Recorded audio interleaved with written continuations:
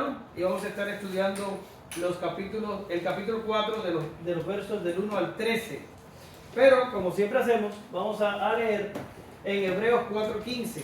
Hebreos 4:15. Y dice así: porque no tenemos un sumo sacerdote que no pueda compadecerse de nuestras debilidades, sino uno que fue tentado en todo, según nuestra semejanza, pero sin pecado. Te damos gracias, Señor, en esta mañana. Te pedimos que tú bendigas esta clase, que tú bendigas a cada uno de los que estamos aquí presentes y que podamos aprender tu palabra y que podamos ponerla en práctica. En el nombre de Jesús, amén. Gracias, Señor. En nuestro último encuentro, eso fue hace 15 días atrás, gracias a Dios por Martín y la palabra de la pasada semana, estuvimos hablando acerca del bautismo de Jesús y estuvimos viendo también su genealogía. Aprendimos sobre la importancia de que Jesús haya cumplido toda la justicia porque Él estaba siendo nuestro representante en calidad del postrer Adán. Vimos la soberanía de Dios y el cuidado de Dios en acción al mirar a los ascendientes de Jesús que van hasta Adán, y vimos muchas cosas más. Hoy vamos a entrar en uno de los eventos más conocidos y controversiales de la vida de Jesús. Nos referimos a cuando fue tentado por el diablo en el desierto, luego de ser conducido por el mismo Espíritu. Nuestro hermano Lucas nos adentrará en esta narración y nosotros trataremos de escudriñar qué nos dice acerca de Jesús y qué podemos aprender de esto. ¿Ok? Bien, en la clase de hoy tenemos 5 puntos. Vamos a estar viendo a Jesús en el desierto, del 1 al 2, piedras en pan, del 3 al 4, el camino corto, del 5 al 8, devuelve la prueba, del 9 al 12, y el diablo se apartó de él, en el último verso 13 de toda la sección que vamos a estar viendo. ¿Ya? Ahora, ella, por favor. Jesús, lleno del Espíritu Santo, volvió del Jordán y fue llevado por el Espíritu al desierto por 40 días. Y era tentado por el diablo, y no comió nada en aquellos días pasados, los cuales tuvo hambre. Bien, antes de entrar directamente en el pasaje que está tratando Lucas, vamos a tener que hablar un poquito del antecedente de la tentación de Jesús. ¿A alguien se le ocurre acá cuál es el antecedente de la tentación de Jesús? No. El antecedente de la tentación. Un evento que está totalmente relacionado con la tentación de Jesús, pero que ya pasó. ¿Cuál sería? La tentación de Adán y Eva en el huerto del Edén. Ya, si usted quiere ir a Génesis 3, del 1 al 7, no tiene, pero puede, usted va a encontrar el antecedente de la tentación de Jesús. Ahora, ¿qué pasó allí? Bueno, pues usted lo sabe, eso lo hemos hablado unas cuantas veces, y sabemos que Dios puso a Adán y a Eva en el huerto del Edén y le mandó a que no comieran del árbol que estaba en el medio. Quiere decir, básicamente Dios puso a Adán y a Eva, ¿en qué? Los puso a prueba. Esto lo conocemos en teología como el pacto de obras. Ahora, yo no voy a entrar ahí porque me desviaría del tema. Solo quiero pasar por arriba de los detalles y ver la relación de esto con Jesús y su tentación. Ahora, sabemos que vino el tentador y le propuso a Eva ser como Dios. Esto fue lo que le propuso básicamente la serpiente a Eva. Le dijo, no van a morir si comen del fruto, sino que Dios sabe que el día que ustedes coman de este fruto, ustedes van a ser como Dios, sabiendo sobre el bien y el mal. La propuesta aquí que estaba en la mesa era que la serpiente le dijo básicamente a Eva, si tú comes de ese fruto, tú vas a llegar a ser como Dios. ¿Ya? Eva comió, le dio a su marido y su marido también comió. Y sus ojos fueron abiertos y ya ustedes saben lo demás. Ahora, hay una discusión de algunos que dicen que Eva estaba sola y la serpiente abordó a Eva cuando estaba sola. Ella comió y después ella llevó el fruto y le dio al marido. Esto es bastante interesante porque Pablo habla de que la mujer fue la que incurrió en transgresión y no el hombre. O sea, la mujer fue engañada por la serpiente, cometió pecado y fue y lo indujo al marido. Ahora, esto hace pensar que probablemente la mujer estuviera sola en el Edén. O a lo mejor estaban juntos y el hombre no prestó mucha atención a lo que estaba pasando y él comió del fruto igual que ella, y esto trabajó como tal lo que Martín estaba hablando en la clase pasada, que es la caída de la humanidad en pecado. ¿Ya? Ahora, ese es el antecedente de la tentación de Jesús. Y usted va a decir, ¿en serio? En serio. ¿Por qué razón? Porque ahora vamos a ver a continuación las semejanzas que tenemos entre la tentación de Jesús y la tentación de Adán. Porque acuérdense que Eva aquí viene siendo la esposa de Adán, pero el que está sujeto al pacto de obra y el que está representando a la raza, incluso representando a Eva, es el propio Adán. Jesús viene como postrer Adán. Ahora vamos a estar viendo algunas semejanzas entre Jesús y Adán en la tentación y vamos a ver algunas diferencias. Y es interesante. Lo primero que vemos es que Adán y Jesús nunca habían pecado. ¿Ya? Algunos hablan de que Adán estaba en un estado de inocencia. Yo rechazo eso. No me gusta ese término. Tiende a ser confuso. Y algunos dicen que tenía una santidad mutable o algo así. Eso tampoco me gusta. Es muy complicado. Me gusta decir que Adán fue hecho en un estado donde no tenía pecado y donde no había pecado antes. Se acabó.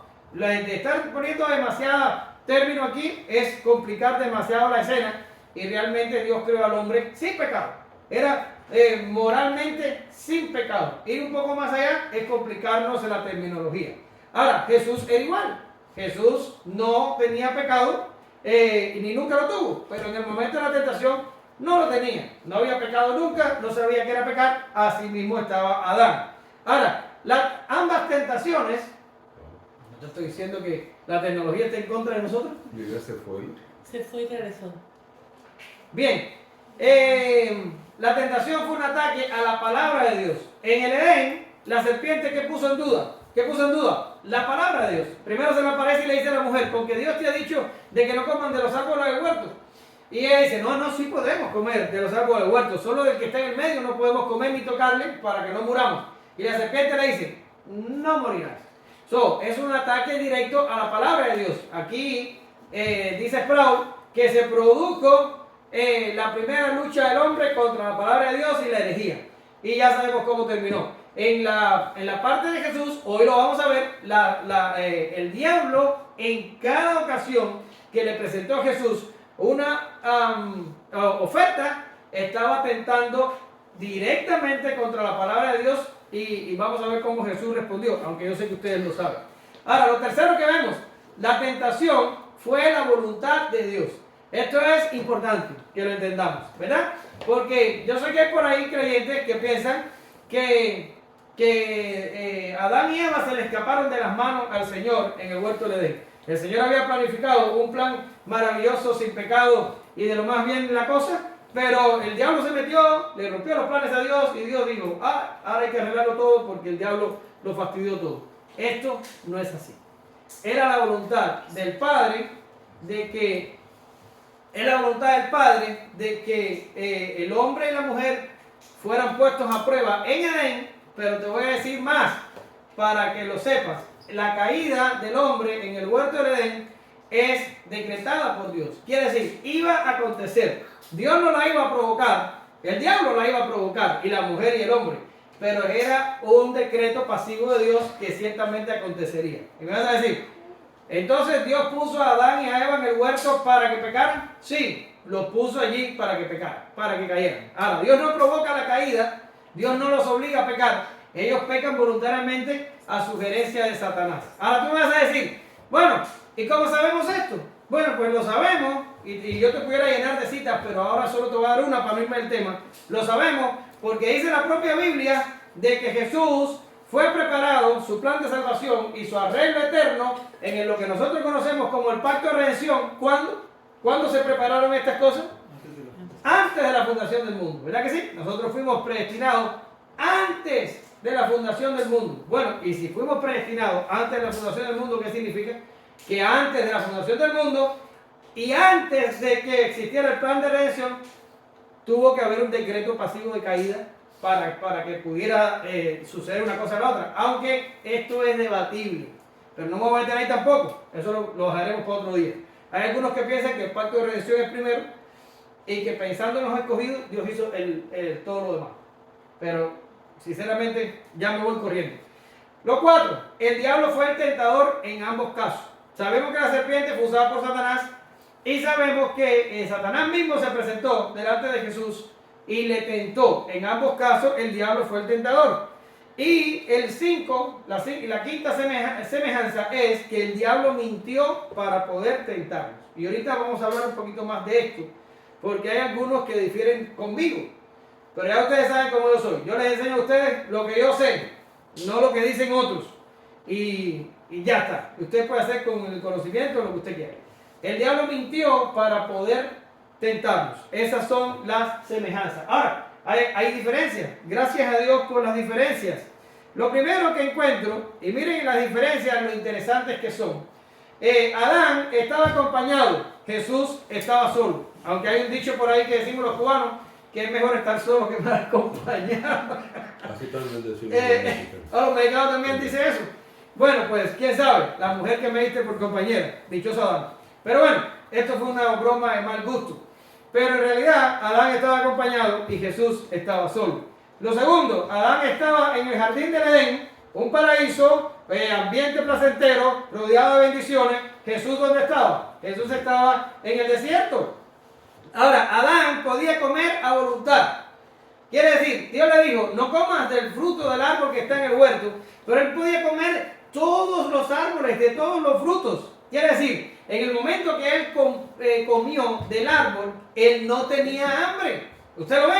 Y yo sé que usted lo sabe, o al menos los hombres aquí deben saberlo, no sé la mujer, pero usted sabe que la vida de Agustín fue marcada por un evento que le traía mucha vergüenza. Y es un evento en el que él se mete dentro de un campo, ¿y qué? Y no sabe, y roba unas peras, y él dice, ¿también lo sabes, Diana? Y él dice que este evento le traía particular vergüenza. Y tú dices, ¿en serio? Él fue un adúltero, fue un fornicario, fue esto, fue aquello, fue mentiroso, fue maldiciente, fue hereje, porque practicó religiones heréticas antes de ser cristiano. Él fue de todo.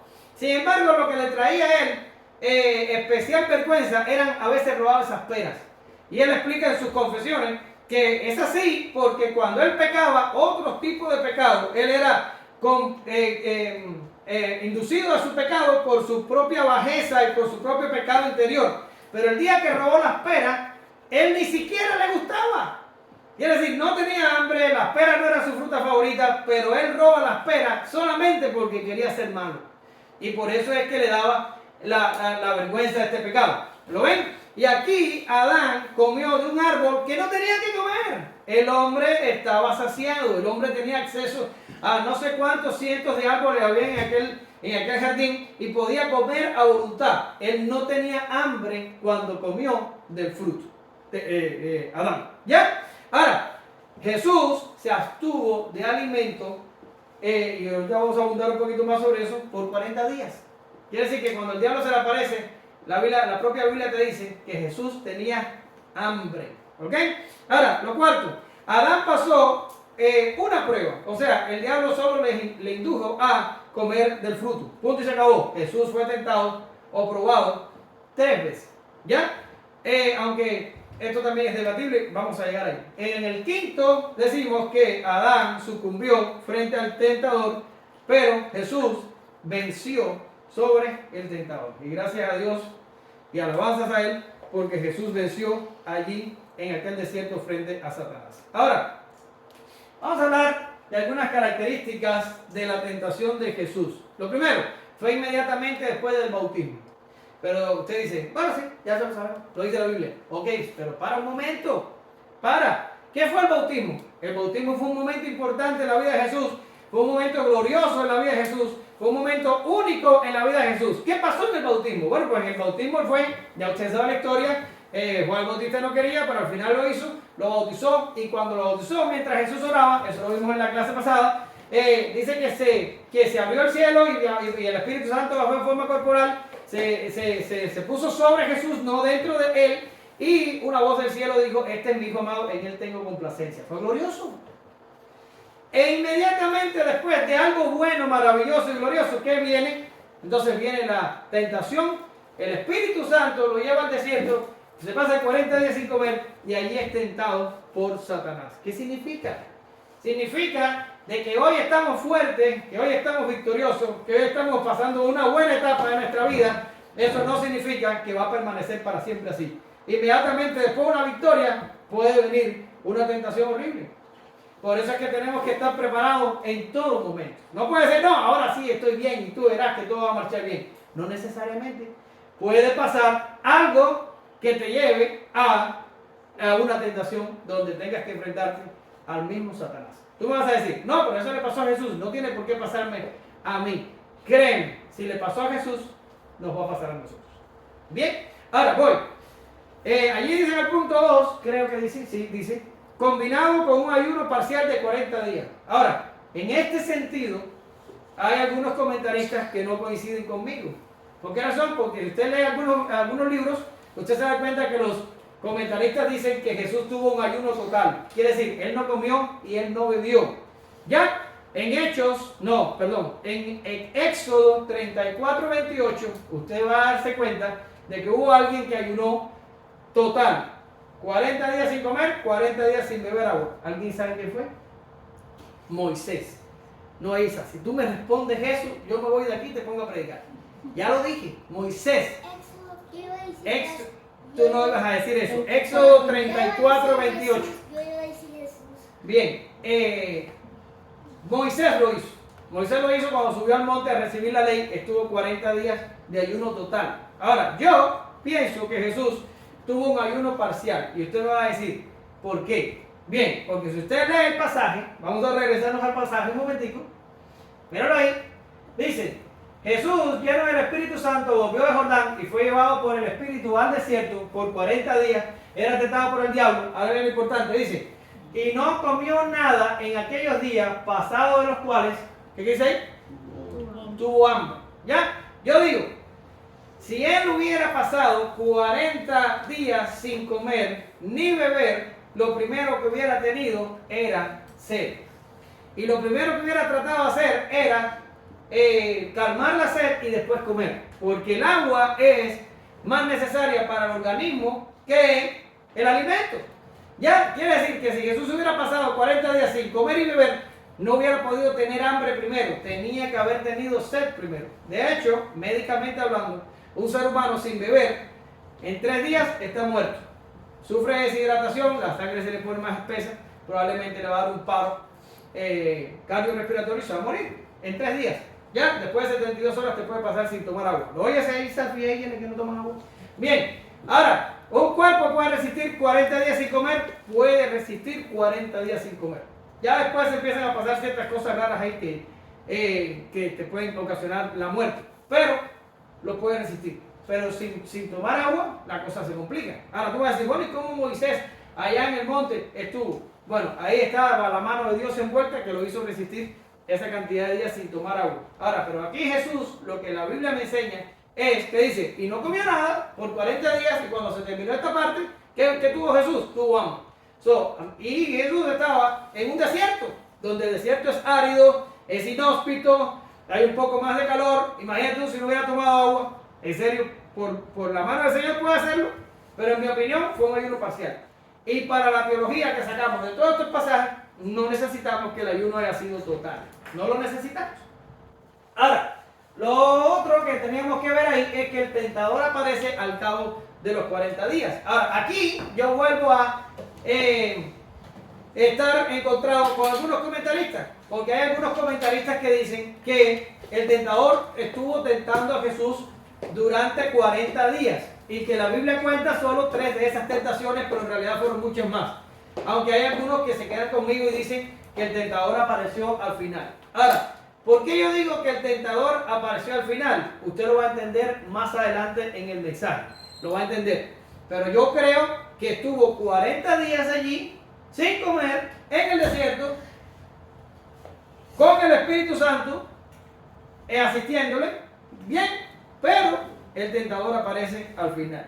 ¿Ya? Ahora, vamos a seguir adelante, porque esto se complica un poquito. Y ahora, la pregunta es, ¿puede Jesús ser tentado?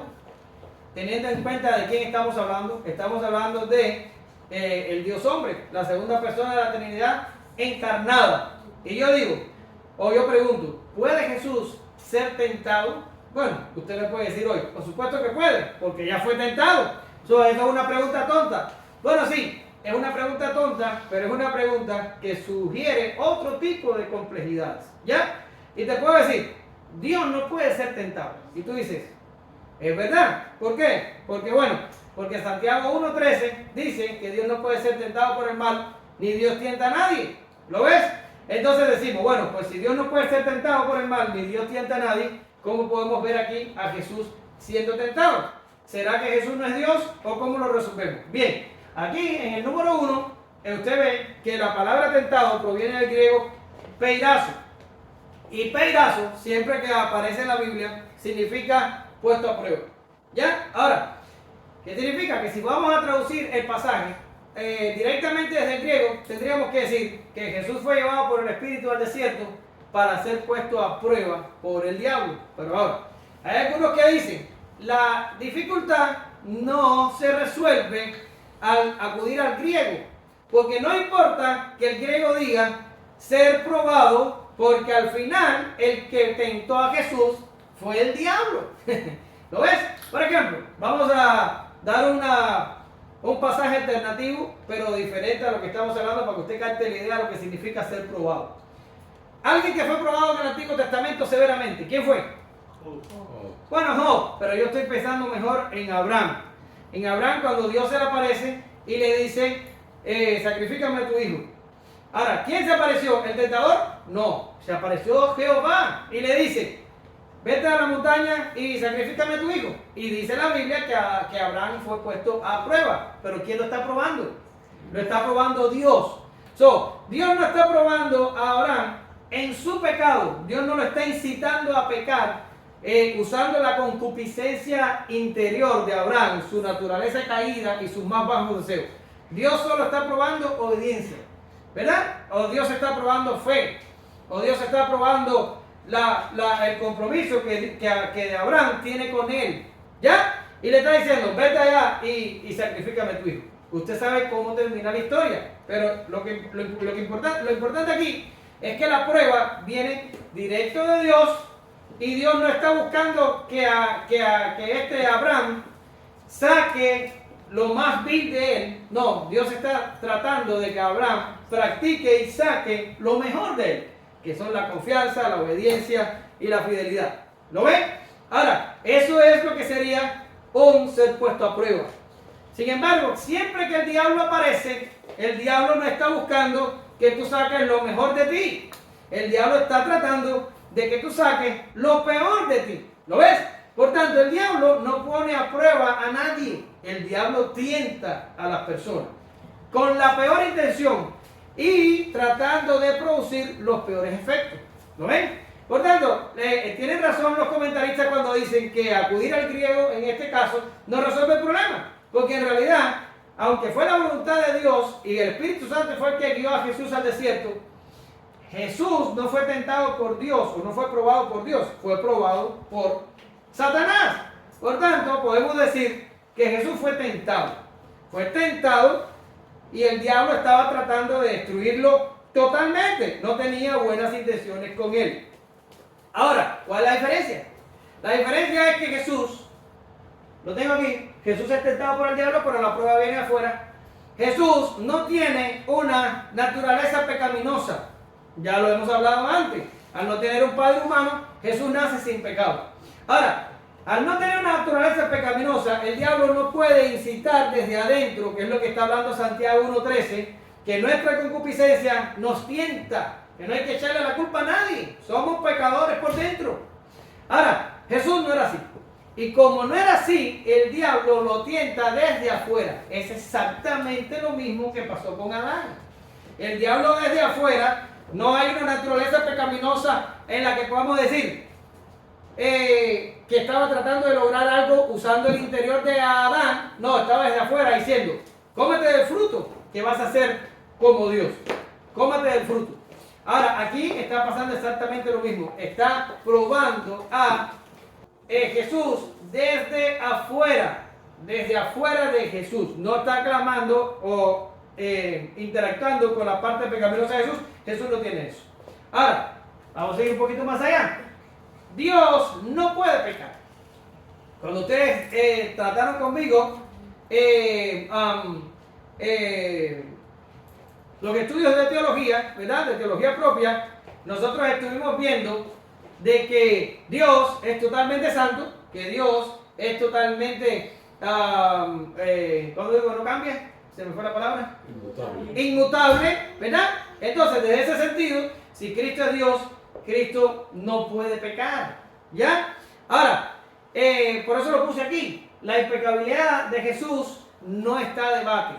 O sea, está establecido. Si usted va a Isaías 53:9 o va a 1 de Pedro 2:22, la Biblia establece que Jesús nunca tuvo pecado, que Jesús no cometió pecado, que ni aún se halló pecado en su boca, ni engaño en su boca, ni nada semejante. Jesús no pecó. ¿Ya? Ahora, eso no está en discusión. Ahora, la impecabilidad de Jesús no está a debate, pero tampoco está a debate la humanidad de Jesús. Jesús era hombre, era verdadero hombre. Ahora, aquí no te lo puse en la diapositiva porque era demasiado, pero yo te traje dos ejemplos. Jesús experimentó flaquezas humanas y Jesús experimentó emociones humanas. Ustedes después se pueden meter a agarrar el estudio y leerlo, texto por texto y cosa por cosa. Pero miren, Jesús experimentó flaquezas humanas. Experimentó cansancio físico, tuvo sed, tuvo hambre, sufrió dolor y sufrió agonía. Todo esto lo sufrió, ahí están los textos, usted lo busca después. Ahora, en cuanto a las emociones humanas, Jesús tuvo gozo, amor, compasión, asombro, indignación, ira, llanto, tristeza. Todo eso también lo experimentó. Ahora, ¿por qué le pongo todos estos ejemplos? Porque tenemos que entender que Jesús es Dios, pero Jesús también es hombre. Jesús nació, tuvo padres humanos, tuvo genealogía, comía, bebía, dormía, tenía la apariencia de un hombre. Y usted dice, ¿qué significa esto? Bueno, porque cuando se enfrentó a la samaritana dijo, ¿cómo tú siendo judío? Pues ella lo vio como un hombre judío de unos 30 años y por eso lo identificó. Jesús no se presentó, ella dijo, ¿cómo tú siendo judío? Pareció un hombre judío de la época. La mujer fácilmente lo identificó. Jesús tenía la apariencia de un hombre. Jesús también murió y fue sepultado. Exactamente todo lo que nos pasa a nosotros los mortales. Jesús era un hombre. ¿Ya está? Ahora, a Jesús ser un hombre, podemos decir que Jesús puede ser tentado. Y no que puede, sino que fue tentado. Porque si nosotros podemos ser tentados y Jesús es hombre como nosotros, Jesús puede ser tentado como nosotros. ¿Ya está? Ahora, como Dios no puede ser tentado y como Dios no va a pecar, como hombre puede ser tentado. ¿Ya? Puede ser tentado. Ahora, ¿podía Jesús pecar? No podía, porque sabemos que la impecabilidad está ahí, fuerte como una roca. Y Jesús tiene unipersonalidad. Y esto es una cosa que tenemos que establecer. Quiere decir, ¿tenemos una naturaleza divina? Sí, la tenemos. ¿Tenemos una naturaleza humana? Sí, la tenemos. Pero en cuanto a su persona, Jesús es unipersonal. Quiere decir, es una persona. Una. Por tanto, si decimos que Jesús es una persona, tiene una persona que también es humana, porque tiene naturaleza humana. Y esa persona también es divina, porque tiene una naturaleza divina, pero la persona es una, no son dos. Si usted dice que Jesús tiene dos personas, usted es nestoriano y usted es un hereje. Ahora, ¿cómo confluyen una persona sola, una, con dos naturalezas? Nosotros no lo sabemos. ¿Cómo reconciliamos nosotros este problema? Nosotros no lo reconciliamos. ¿Y podemos dormir con eso? Bueno, pues yo duermo placenteramente con eso.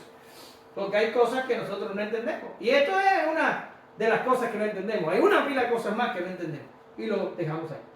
¿Lo ven? Ahora, ¿podía Jesús ser tentado? Sí, por cuanto era hombre.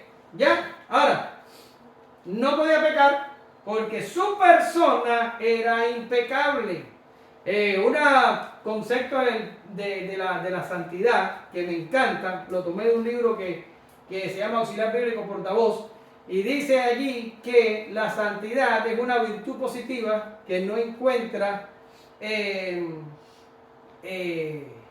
me olvidó la palabra, que no le da deseo de pecar, pero él lo decía más bonito, pero que es una virtud positiva. La santidad no es que tú no pecas. No, la santidad es que a ti no te interesa pecar para nada. Esa es la santidad. Nosotros tenemos santidad por la santificación del Espíritu Santo, y esto pelea contra nuestra naturaleza pecaminosa. El hombre nuevo pelea contra el hombre viejo y ahí se forma un lío. Pero en Jesús esto no se concibe porque Jesús no tenía una naturaleza pecaminosa. Jesús era santo, completamente santo. Para él debe haber sido algo tremendo haber transitado 30 y tantos años por este mundo lleno de pecado y lleno de depravación y lleno de perversión, porque créanme que aquellos tiempos no eran mejores que esto, estaban igual de depravados, igual de contaminados. ¿Lo ven? Por tanto, Jesús no podía pecar, pero sí podía ser tentado. Ya está. Ahora, si usted lo piensa un poco, usted lo ve un poco loco. Y usted dice, ok, Jesús podía ser tentado porque era hombre, pero no podía pecar porque también era Dios. Ahora la pregunta sería, ¿es real la tentación de Jesús? ¿Es real? Porque tú dices, si no podía pecar, pues entonces ¿para qué lo tienta? Ahora, ¿era real la tentación? Bueno, nosotros decimos que sí, que era real. Lo primero que tenemos que valorar era que Jesús fue debilitado física y psicológicamente en el desierto. O sea, él estuvo 40 días en el desierto sin comer, sin platicar con ninguna persona. Él estaba completamente solo allí. Ya está. El escrito de Lucas da la intención de que el Espíritu Santo no lo dejó, porque el Espíritu Santo lo guió por el desierto, lo guió, estuvo con él. Pero, así, él estaba solo. Hablando de hombres, él estaba totalmente solo en el desierto. No tenía con quién hablar, no tenía en quién apoyarse, no tenía a nadie, él estaba allí completamente solo. Sus facultades físicas disminuyeron por el no comer por 40 días, van a disminuir, se va a debilitar. Y emocionalmente también, porque estaba pasando por un momento de ayuno y de prueba. ¿Lo ven? Ahora, dice aquí, la resistencia disminuye ante la flaqueza. Te voy a poner ejemplo con otra cosa. Si yo te invito hoy al gimnasio, ¿cómo la vamos a pasar? Más o menos bien, teniendo en cuenta nuestra edad, nos vamos a abaratar un poquito, pero lo vamos a sobrevivir. Pero vamos a suponer que te digo, Martín, vamos a hacer un ayuno de 3 días, total, sin agua y sin comida, y después vamos a ir al gimnasio. ¿Cómo tú crees que la vamos a pasar? La vamos a pasar mucho peor. ¿Por qué razón? Porque al estar débil físicamente y emocionalmente nos enfrentamos a un ejercicio y eso nos va a devastar. Ahí vamos a salir con el 911. Ahora, eso lo mismo pasa frente a una tentación. Si tú estás debilitado físicamente y psicológicamente y te enfrentas a una tentación, tu resistencia ante la tentación tiene que ser mayor porque tú estás debilitado. Entonces, ¿qué es lo que significa resistencia? Bueno, ponle dominio propio para que lo entiendas mejor. ¿Cómo tú ejerces dominio propio? Si estás muerto del hambre, si estás cansado, si estás obstinado de estar en el desierto y si llevas 40 días sin ver una sola persona en esta vida. ¿Cómo lo vas a ejercer? Es difícil. ¿Lo ves? Ahora, sigue la cosa. Y dice, la tentación aumenta con la resistencia. Entonces, no entendí nada de lo que estás hablando. Ok, te voy a poner un ejemplo. ¿Qué le pasó o qué hizo José cuando la mujer de Potifar trató de insinuársela y trató de hacer lo que ustedes saben que iba a hacer? ¿Qué hizo? Corrió, se fue. ¿Y por qué corrió? ¿Cómo es? Habla. Sabía que el ser humano no, para huir de la tentación. Exacto. Corrió porque si se hubiera quedado, la mujer hubiera ganado la tentación. Y él lo que hizo fue correr. ¿Lo ven? ¿Por qué razón? Porque la tentación aumenta con la resistencia. La mujer empieza a insinuarse a José y él dice, no, tú eres la mujer de mi amo, yo no voy a hacer eso, pero se queda. En 10 minutos el hombre está vencido porque no aguanta la presión que ejerce la tentación. ¿Lo ven? Exactamente es eso. Mientras que tú te mantienes firme a una tentación, la resistencia aumenta. Es más difícil decir que no la segunda vez, la tercera vez, la cuarta vez, porque la tentación aumenta. Por eso José corrió. Si se queda ahí, se fastidia. Hubiera pecado si hubiera quedado. Él corrió, pero Jesús no corrió, Jesús se quedó. Jesús soportó la tentación hasta el final y en toda su totalidad. ¿Ya? Cuando usted ve su manera, que usted ve el celular ahí y usted dice, ay, estoy tentado de llevarme el celular, es un iPhone 15. ¿Verdad? El iPhone 15 es el más adelantado, hay un 16. Ella ni sabe. Qué raro porque la generación tuya vive con los iPhones infundidos así en las venas. Entonces, tú tienes la tentación, ¿verdad que sí? Pero cuando la tentación termina si tú te lo coges y te lo metes en el bolsillo. ¿Ya terminó? Pero mientras más tú te demoras en sucumbir a la tentación, la presión aumenta, más te gusta el iPhone y más empiezas a pensar, ¿y cuánto yo podría hacer con este iPhone? ¿Y cuánto va a pensar la gente de mí cuando vea canto con el iPhone?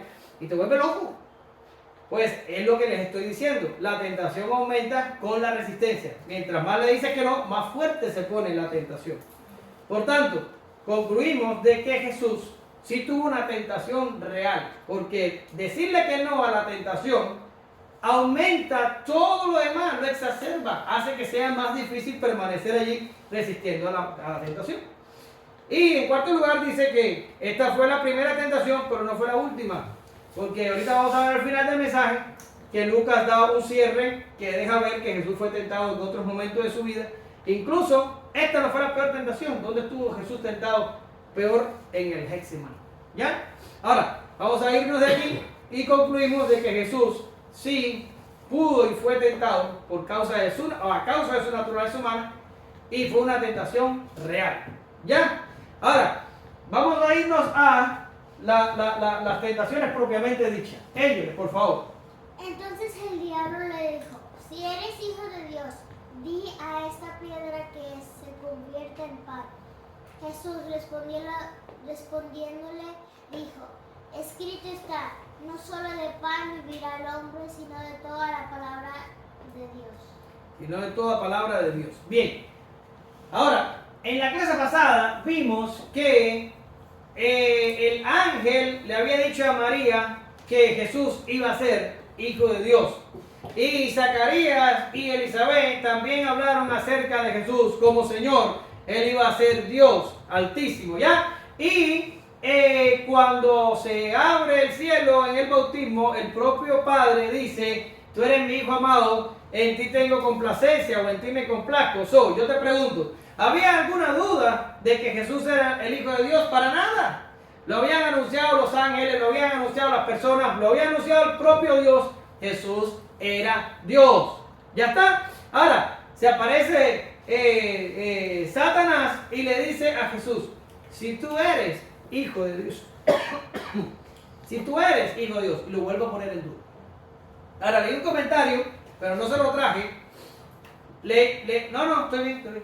Leí un comentario, gracias, que decía, esta conversación, Lucas la resume, pero con Jesús no tuvo que ser así. Porque el diablo se le debe haber aparecido a Jesús y le dice, que tú eres hijo de Dios y naciste en un pesebre, y que tú eres hijo de Dios y tuviste que huir a Egipto para que Herodes no te matara, y tú eres hijo de Dios, y tú eres hijo de Dios, y le fue recordando toda la vida difícil que había tenido Jesús, hijo de un carpintero, nacido en una aldea pobre y vivido en otra más pobre todavía, y todo lo que le había acontecido. Y dice que este comentarista, que probablemente el diablo le tiró todo esto en cara a Jesús, como para decir, no, hombre, no, olvídate de lo que otros dicen, tú no puedes ser hijo de Dios y haber vivido toda esta cantidad de circunstancias. ¿Lo ven? Ahora, Satanás pone en duda algo que no tenía que ser puesto en duda, pero él lo pone en duda y le dice, pero bueno, es una cosa que podemos resolver, porque si tú eres hijo de Dios, tú debes tener poder para hacer que estas piedras se conviertan en pan. Yo no veo la necesidad de que permanezcas mucho tiempo más con hambre. Haz que esta piedra se convierta en pan. Y esa fue la oferta de Satanás. Ahora, ¿qué está haciendo Satanás aquí? Satanás está dudando de la provisión y la fidelidad de Dios.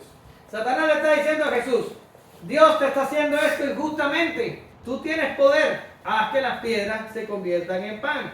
Ahora, ¿cuál sería la actitud nuestra ante una tentación similar? ¿Qué deberíamos responder? ¿Cómo deberíamos responder a que vengan y te digan, mira, ahora como estás, no estás viviendo como deberías vivir, pero si haces esto o aquello, o te buscas un mejor empleo, o trabajas un poquito más, o mientes en algunos de estos papeles, vas a ganar más y vas a estar mejor, vas a estar convirtiendo las piedras en pan? Pero mira lo que dice el apóstol Pablo. El apóstol Pablo dice, pero gran ganancia es la piedad, ¿acompañada de qué? Acompañada de contentamiento, porque nada hemos traído a este mundo y sin duda nada podremos sacar. Así que teniendo ¿qué cosa? Sustento y abrigo, estemos contentos con ellos. Miren, No nos engañemos a nosotros mismos.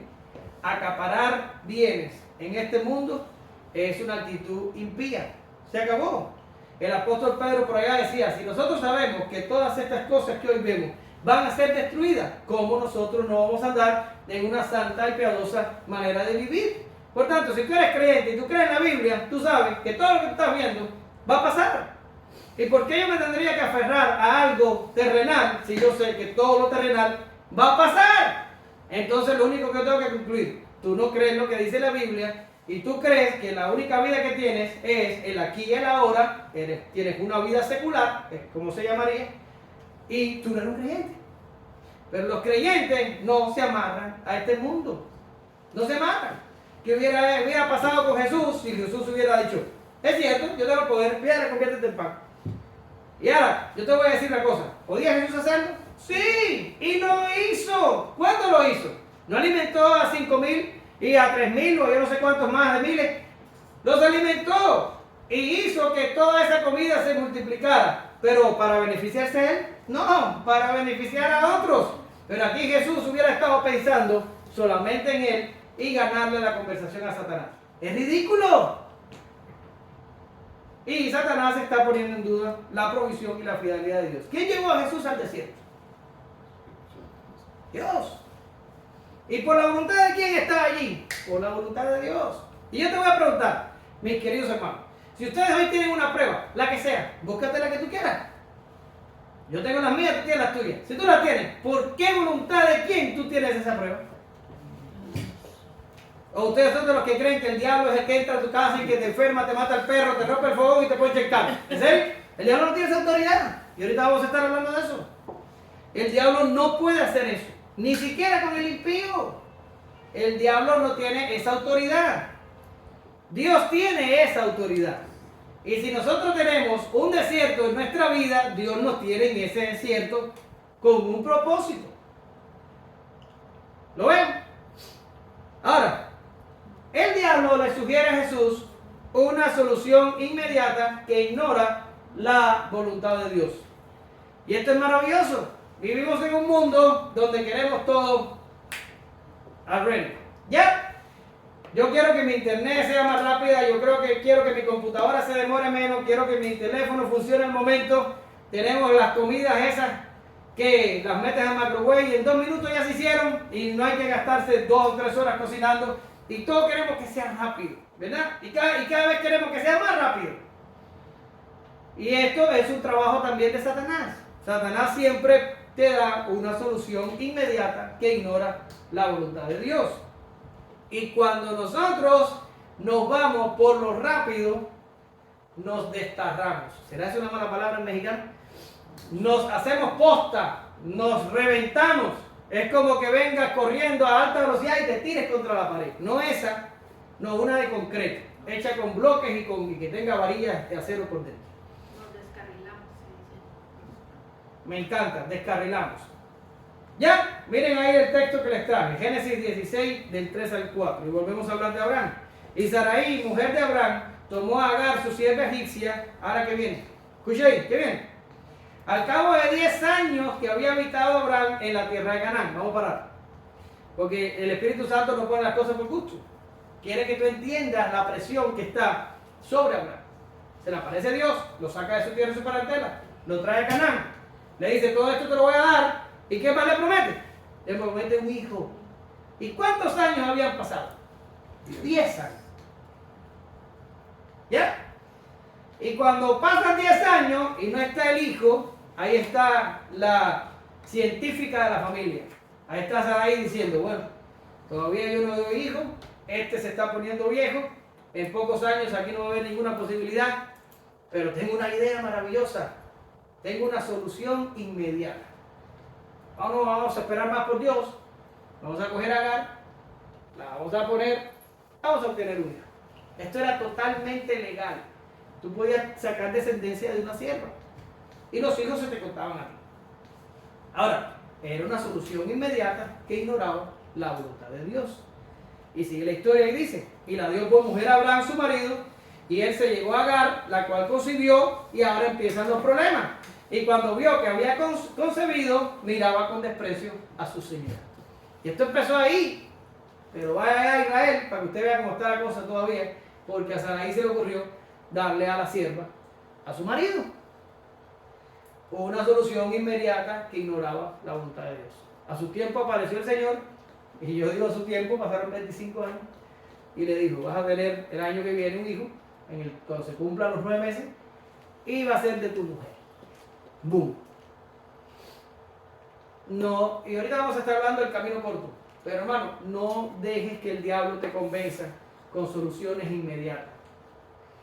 No es así. El cristianismo nunca ha sido una carrera de velocidad, de esa de 100 metros. Nunca ha sido. El cristianismo es una carrera de resistencia. Es un día a la vez. Hay un cántico que hasta así lo dice. Un día a la vez. Y es largo, fui para allá. No existen beneficios a corto plazo. Todo lo que viene de ahí viene de Satanás. ¿Ya? Ahora, seguimos. Jesús le da una respuesta típica de Jesús. Le cita Deuteronomio 8:3 y le dice que no solo de pan vivirá el hombre. Y te afligió y te hizo tener hambre y te sustentó con maná, comida que tú no conocías ni tus padres la habían conocido, para hacerte saber que no solo de pan vivirá el hombre, mas de todo lo que sale de la boca de Dios vivirá el hombre. Claro, Jesús sacó el pasaje lo que necesitaba y se lo disparó en la cabeza a Satanás. Pero no se fue, porque es persistente Satanás. Ella. Y le llevó al diablo a un alto monte y le mostró en un momento todos los reinos de la tierra. Y le dijo el diablo, a ti te daré toda esta potestad y la gloria de ellos, porque a mí me ha sido entregada. Y a quien quiero la doy. Si tu postrado me adorares, todos serán tuyos. Respondiendo Jesús le dijo, vete de mí, Satanás, porque escrito está, el Señor tu Dios adorarás, y a Él solo servirás. Muy bien. En el Evangelio de Mateo, esto se invierte. Esta sería la última tentación y la segunda tentación de Mateo es la que vamos a ver aquí de tercera. Por alguna causa, Lucas invierte el orden. A mí en lo personal me gusta el orden de Mateo, pero como estoy con Lucas, me tengo que ir con el orden de Lucas. Y me vas a preguntar, ¿y por qué pasó esto? No tengo ni la menor idea. Hay algunas propuestas en la bibliografía acerca de por qué pudo pasar, pero es totalmente innecesario valorarlo, no le resta importancia al pasaje. Ahora, ¿qué está pasando aquí? Bien, lo primero que tenemos que hablar es que Dios le había prometido un reino a Jesús. ¿Ya? Lucas 1 del 32 al 33. Este será grande y será llamado Hijo del Altísimo, y el Señor Dios le dará el trono de David su padre y reinará sobre la casa de Jacob. ¿Para cuándo?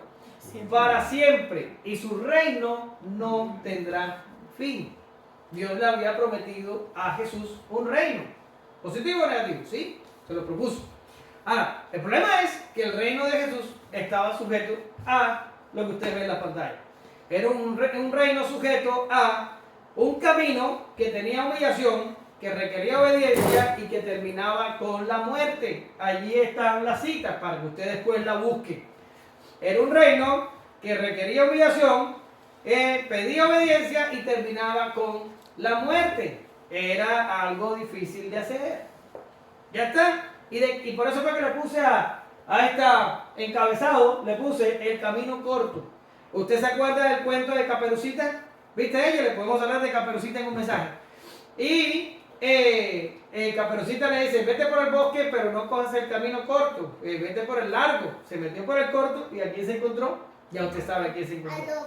Y aquí tenemos a el diablo haciendo de fusión, diciéndole a Jesús, vete por el camino corto. No hay necesidad de humillarse, no hay necesidad de obedecer, no hay necesidad de muerte, no hay necesidad de nada de eso. Yo te puedo dar un reino. Y lo llevó a un monte y le enseñó todos los reinos. Y yo digo, esto es aquí hay una figura literaria, una manera de expresarlo, pero en mi opinión pasó un poquito más sofisticado que eso. Pasó que de alguna forma el diablo hizo que todos los reinos de la tierra pasaran como un glimpse. ¿Saben lo que es? ¿Verdad? Un vistazo, algo así que como la gente que dice, que piensa que se va a morir y dice, oye, vi que la vida me pasó completa así, por delante de mí. Bien, algo así. Experimentó Jesús. Vio, porque es imposible, tú no te vas a subir en un monte alto, vete al Everest, que no vas a ver el mundo entero. Y había reinos en todo el mundo. Ya, yo creo que fue algo como un poquito más elaborado que lo que dice la Biblia. Pero no importa, olvídese de eso. El diablo le mostró a Jesús todos los reinos de la tierra y le dijo, a mí me lo dieron y yo se lo doy al que yo quiera. Si tú me adoras, serán tuyos. Ahora, aquí es interesante porque Jesús tenía que humillarse, no. Jesús tenía que obedecer, no. Jesús tenía que morir, no. Jesús podía obtenerlo. En el momento era el camino corto. Lo único que Jesús tenía que hacer era, ¿dónde está? No lo puse. Era adorar, a lo mejor estaba para adelante. Era adorar a Satanás. Ya, el camino corto. Ahora, miren. Satanás, con esta propuesta, Satanás está dudando de la sabiduría y el plan de Dios. Dios le había dicho a Jesús, tú vas a nacer, tú vas a vivir, tú te vas a humillar, tú vas a obedecer, ¿ya? Y después vas a morir. Y cuando todo eso pase, yo te voy a dar un reino. Un reino sin fin. Ese es el plan de Dios. Y mira lo que dice Pablo del plan de Dios. Mira lo que dice Pablo del plan de Dios. Oh, profundidad de la riqueza de la sabiduría y la ciencia de Dios. Cuán insondables son sus juicios e inescrutables sus caminos. Porque ¿quién entendió la mente del Señor? ¿O quién fue su consejero? ¿O quién le dio al primero para que le fuese recompensado? Quiere decir, lo que Dios ha establecido como su plan es mejor que cualquier otro plan. Me encanta algo que me dijiste una vez, que tú dijiste que Ale lo había dicho, o Dani, y que dijeron, nosotros estamos viviendo la mejor versión de nuestra vida. Y eso es cierto. ¿Por qué eso es cierto? Porque Dios es sabio, la ciencia de Dios es grande, insondables son sus juicios, inescrutables sus caminos, la mente del Señor es más alta que todos nosotros, por demás nos ama y nos está haciendo vivir la mejor vida posible.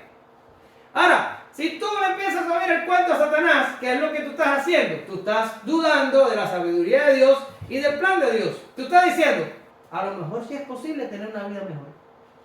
¿Verdad que sí? Va a llegar el noviecito, el noviecito de la escuela, ¿sí? No te pongas así con los ojos así. Y te va a decir, no le hagas caso a tu papá es un cristiano loco. Ven que yo te voy a enseñar el mundo en una alfombra. Va a llegar. Y no va a haber alfombra, y no va a haber mundo. Porque nadie es más sabio que Dios. Porque nadie tiene un mejor plan que Dios. Un reino inmediato, sin dolor ni obediencia, pero el diablo miente a Jesús.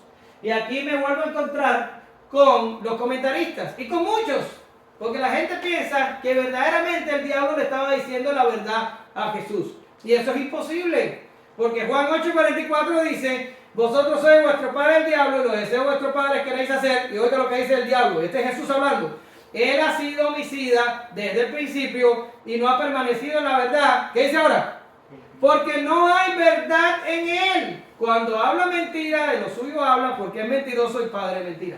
Y la gente dice, no, Jesús sí es el rey de este mundo. Y los reinos que tenía, los tenía. Y si hubiera dado a Jesús, si Jesús lo hubiera adorado. ¡Mentira! Era mentira de Satanás. Satanás no reina en ningún lugar. ¿Por qué razón? Porque Dios reina.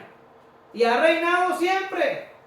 Es mentira de Satanás. Yo te voy a decir, vuelve a Adán. ¿Y qué le dijo? Serán como Dios. ¿Y fueron dioses después? ¿Fueron dioses? Era mentira. Y todo lo que Satanás va a venir a decirte a ti es mentira. Satanás no tiene un reino. Tú me vas a decir, hermano, espérame, porque por algún lugar lo llamaron príncipe de este mundo.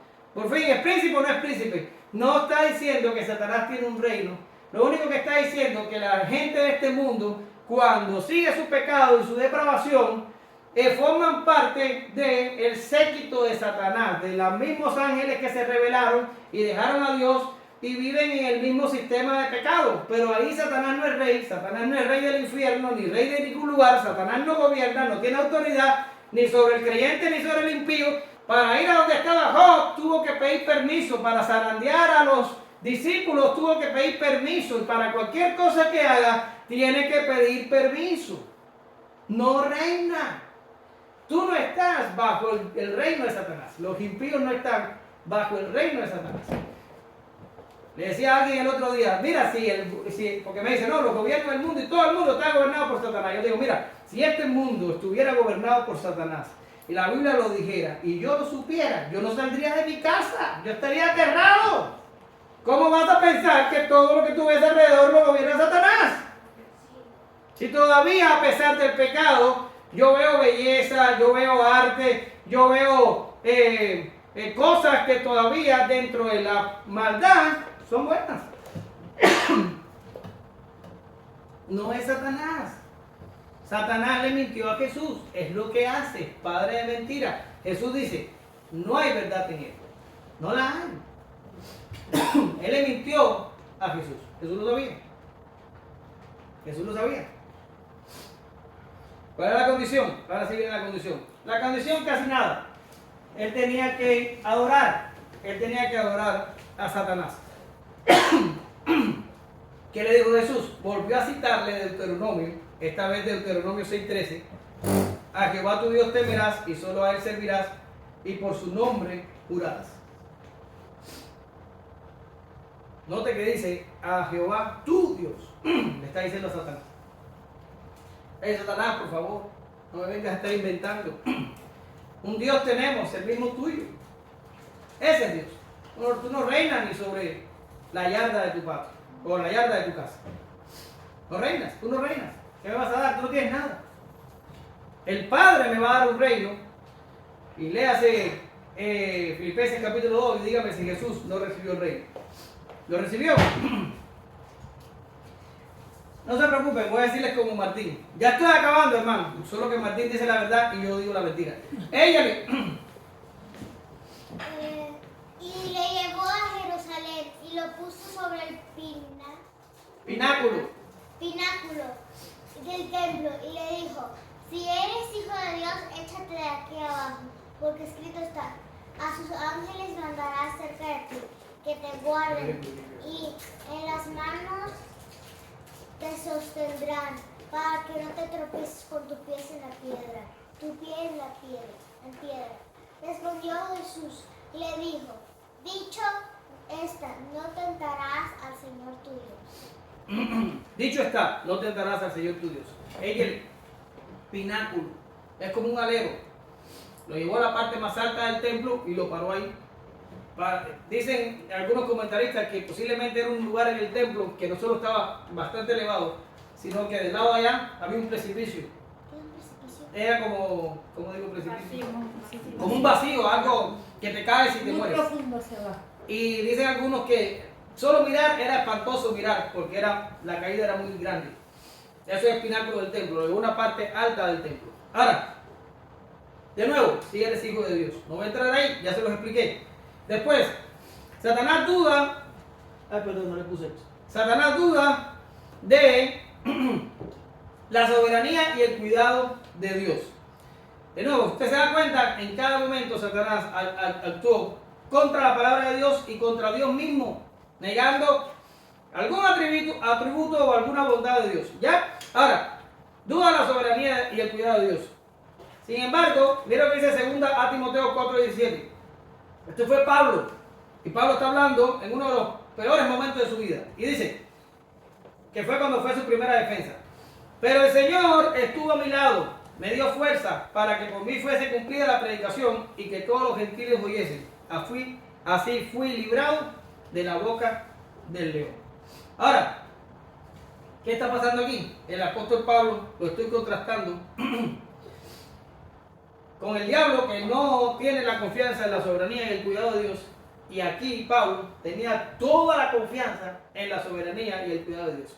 Y Pablo decía, todos me abandonaron, aunque en realidad no lo abandonaron todos. Lucas estaba con él. Pero estaba tan deprimido que dijo una hipérbole. Pero se mantuvo creyendo y confiando de que Dios estaba con él y Dios lo libraría de la boca del león, y lo hizo. Ahora, interesantemente, Satanás, que pone en duda la soberanía y el cuidado de Dios, cita a la Biblia y lo hace por primera vez. Y cita al Salmo 91 del 11 al 12. Pues a sus ángeles mandará acerca de ti, que te guarden en todos tus caminos, en las manos te llevarán para que tu pie no tropiece en piedra. Ahora, he oído toda mi vida, y yo estoy seguro que usted también lo ha oído, que dice, no, porque el diablo conoce la Biblia y piensan que el diablo es teólogo, tú sabes. El diablo es teólogo sin ir a ninguna escuela, el tipo sabe teología. Hermano, eso es una barrabasada, es una gran tontería. El diablo puede citar la Biblia como citaban la Biblia mis maestras mis profesoras de filosofía marxista allá en la universidad cuando yo estudié medicina en Cuba. Ellos la citaban para allá en su ignorancia y su dureza, pero para entender la Biblia como la entendemos nosotros, ¿qué usted necesita? ¿Y qué yo necesito? Iluminación del Espíritu Santo. Y para que el diablo sea un teólogo, el diablo necesitaría iluminación del Espíritu Santo. Esto es una tontería decir, no, porque el diablo sabe Biblia. No, el diablo no sabe Biblia, el diablo está perdido. Él puede leerla, pero él no entiende nada. De hecho, si lo hubiera entendido, no hubiera crucificado a Jesús. ¿Ya? Entonces no entiende. Él coge el texto y se lo batió a Jesús en la cabeza. ¡Pum! Vamos a decir, lo logro que esta vez sí se lance. ¿Verdad? Y dice, tírate para que tú veas que ahí van a estar los ángeles. ¿Ya está? Y Jesús le dice de nuevo, Deuteronomio 6:16, no tentarás a Jehová vuestro Dios como lo tentaste en Masach. ¿Ya está? Cuando esto pasó, el diablo se apartó de él. Y esta lo voy a leer yo. Y cuando el diablo hubo acabado toda tentación, se apartó de él por un tiempo. Ahora, ¿qué tengo que decir al respecto de esto? Primero, 3 veces vino el diablo contra Jesús. ¿Y cómo respondió Jesús las 3 veces? Respondió las 3 veces con la palabra de Dios. Las 3 veces, mira que Jesús no se puso a discutir con él. Jesús le dijo, pam, pam, pam, 3 textos. Se lo tiró por la cabeza y ya, se acabó. Y mira lo que dice Efesios 6:17.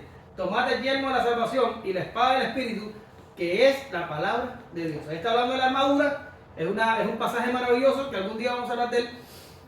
Y le muestra Pablo al creyente muchas cosas de la armadura, pero la última es la espada del Espíritu. Y todos los que había dicho anteriormente eran defensivos, quiere decir, era para protegerse, pero la espada sirve para protegerse, pero sirve para atacar. ¿Lo ves?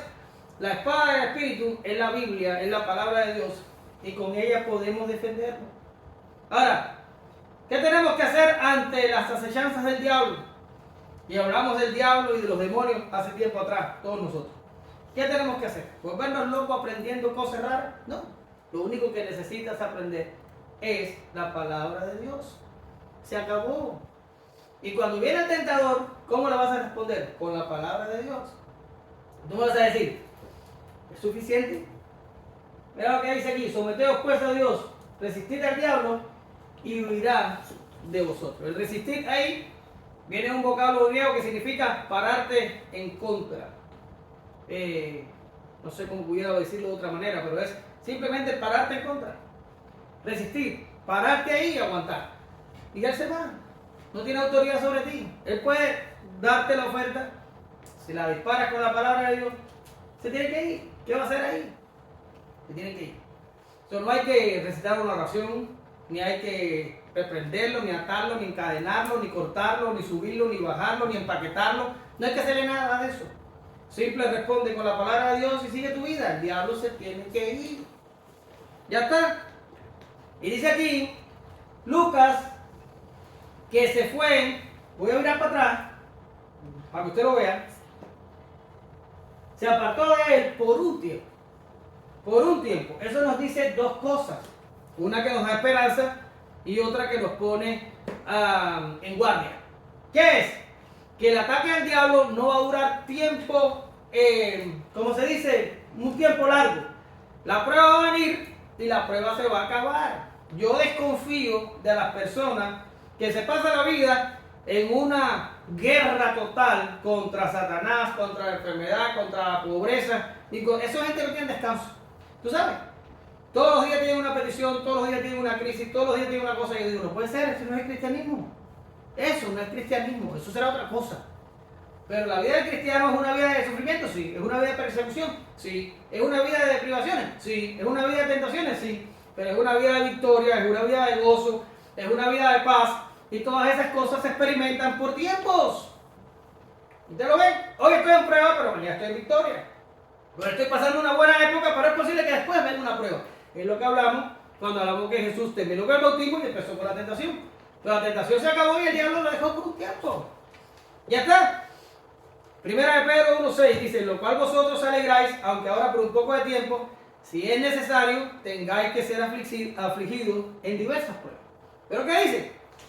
Un poco de tiempo. No vamos a ser tentados y probados hasta el punto de que nos reventemos. No va a ser así. Es un poco de tiempo. Y después viene la bonanza. Ya está. Primera de Pedro 5:10. Mas el Dios de toda gracia, disculpen, no lo había puesto en la diapositiva, que nos llamó a su gloria eterna en Jesucristo, después que hayáis padecido un poco de tiempo, Él mismo perfeccione, afirme, fortalezca y establezca. ¿Verdad? En algunos lugares se canta. Concluimos. Podemos resumir nuestra sección de hoy con una alabanza a Dios por Jesucristo. Nuestro postero Adán, que por amor a nosotros se enfrentó al mismo diablo y salió victorioso. Su sufrimiento, privación y prueba fueron reales y necesarias. El ataque de Satanás fue directo contra la palabra de Dios, pero Jesús resistió con la misma palabra. De Mateo conocemos que una vez que el diablo se alejó, vinieron los ángeles a asistirlo. ¡Qué maravillosa enseñanza! ¿Qué nos deja todo esto a nosotros? Podemos resistir al diablo y a la tentación. Después busquen en casa 1 Corintios 10:13. Tenemos que conocer la palabra de Dios para saber cómo glorificar a Dios en cada momento. Y lo mejor de todo es que Dios, el Rey del universo, no es ajeno a nuestros padecimientos, pues Jesús es uno de nosotros y padeció como nosotros. Y dice Hebreos 2:18, pues en cuanto a él mismo padeció siendo tentado, es poderoso para socorrer a los que son tentados. Te damos gracias, Señor, en esta mañana. Te pedimos que bendigas tu pueblo, que nos bendigas a todos. Te damos gracias por Jesucristo, te damos gracias por tu palabra, te damos gracias por tu Espíritu Santo.